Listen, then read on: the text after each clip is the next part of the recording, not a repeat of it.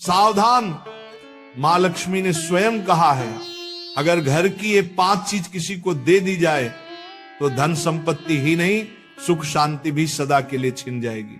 क्या आप जानते हैं, आपके घर की 5 साधारण चीजें ही आपकी किस्मत तय करती हैं। मां लक्ष्मी ने चेतावनी दी है, गलती से भी इन्हें दान कर दिया तो घर में आ जाएगी भयंकर गरीबी। बहुत समय पहले प्राचीन भारत के एक छोटे से नगर विशालपुर में एक साधु का आश्रम था। वहां दूर दूर से लोग आकर आध्यात्मिक शिक्षा प्राप्त करते थे। नगरवासी साधु को आचार्य देव कहते थे, क्योंकि वे केवल भिक्षा लेकर जीवन व्यतीत नहीं करते थे, बल्कि लोगों को सही जीवन जीने की राह भी दिखाते थे।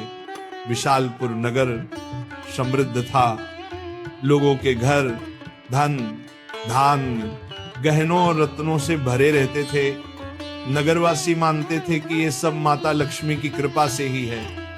नगर के बीचों बीच माता लक्ष्मी का एक भव्य मंदिर था।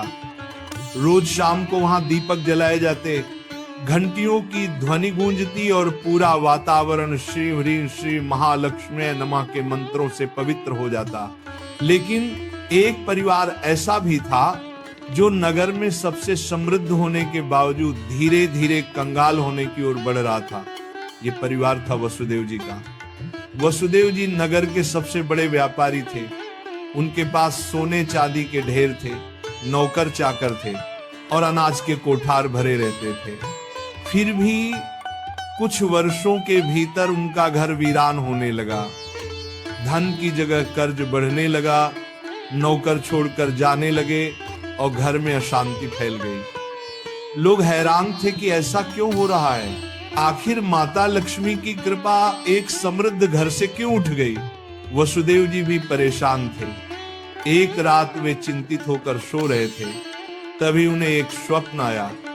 स्वप्न में माता लक्ष्मी प्रकट हुई। उनके मुखमंडल से दिव्य आभा निकल रही थी।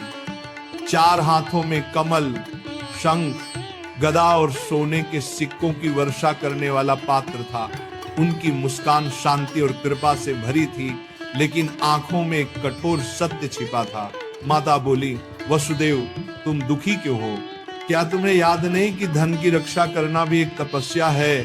तुमने अपने घर की 5 पवित्र वस्तुएं बार बार दूसरों को देकर मेरे निवास को अशुद्ध कर दिया, इसलिए मैं तुम्हारे घर से विदा हो गई। वसुदेव ने हाथ जोड़कर कहा, मां मुझे क्षमा करें, कृपया मुझे बताइए कि वे 5 वस्तुएं कौन सी हैं जिन्हें देने से घर में गरीबी आती है। माता ने कहा, ये रहस्य मैं बताऊंगी, परंतु ध्यान रहे ये केवल तुम्हारे लिए नहीं बल्कि पूरे नगर और संसार के लिए शिक्षा है।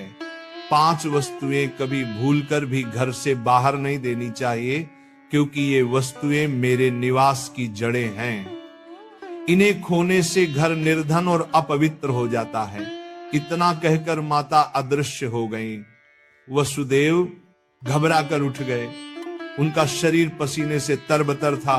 अगले दिन वे भागते हुए आचार्य देव के आश्रम पहुंचे और सारी घटना सुनाई। आचार्य देव ने शांत होकर कहा, वसुदेव ये कोई साधारण सपना नहीं है, ये स्वयं लक्ष्मी का आदेश है। अब तुम्हें धैर्य रखना होगा।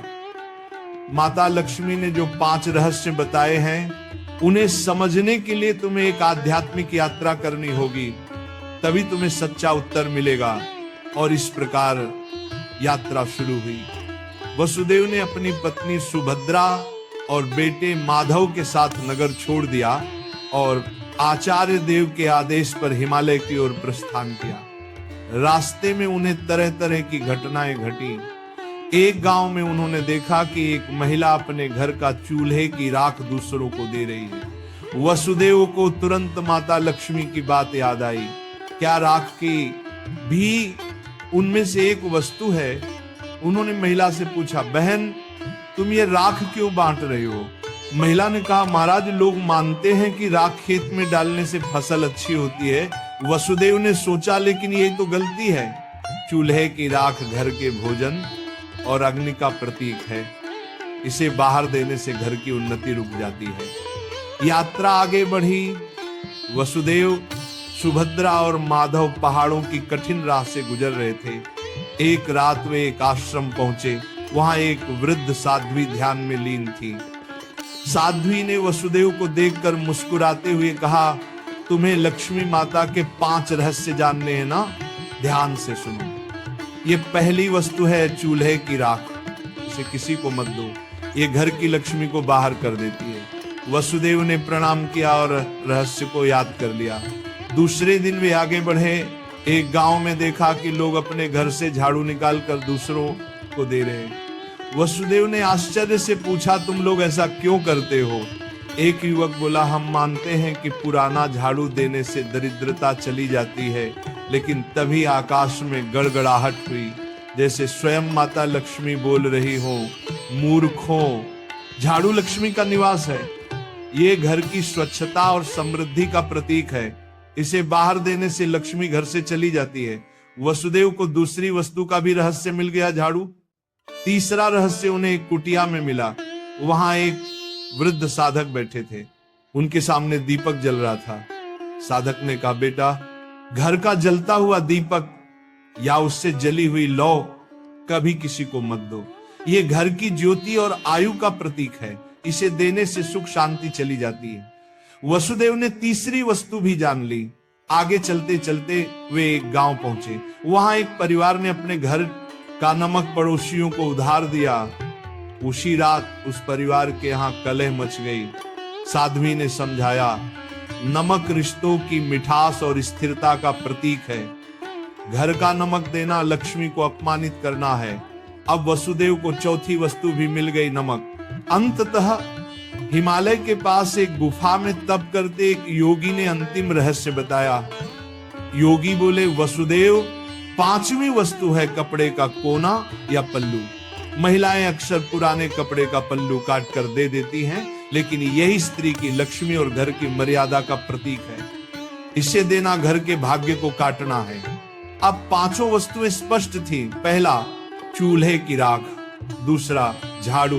तीसरा, जलता दीपक। चौथा, नमक। 5वां, कपड़े का कोना। वसुदेव ने कृतज्ञ होकर योगी को प्रणाम किया। अब 5 रहस्यों को जानकर वसुदेव अपनी पत्नी सुभद्रा और पुत्र माधव के साथ नगर की ओर लौटने लगे। रास्ते भर वे मन ही मन माता लक्ष्मी के उपदेशों को दोहराते रहे।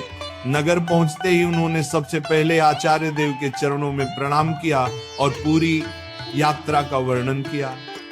आचार्य देव ने मुस्कुराकर कहा, वसुदेव, तुम्हें अब सच्चा ज्ञान मिल गया है। इन रहस्यों को केवल अपने तक सीमित मत रखना, बल्कि नगरवासियों को भी बताओ, ताकि वे भी लक्ष्मी के अपमान से बच सकें। आचार्य देव की आज्ञा पाकर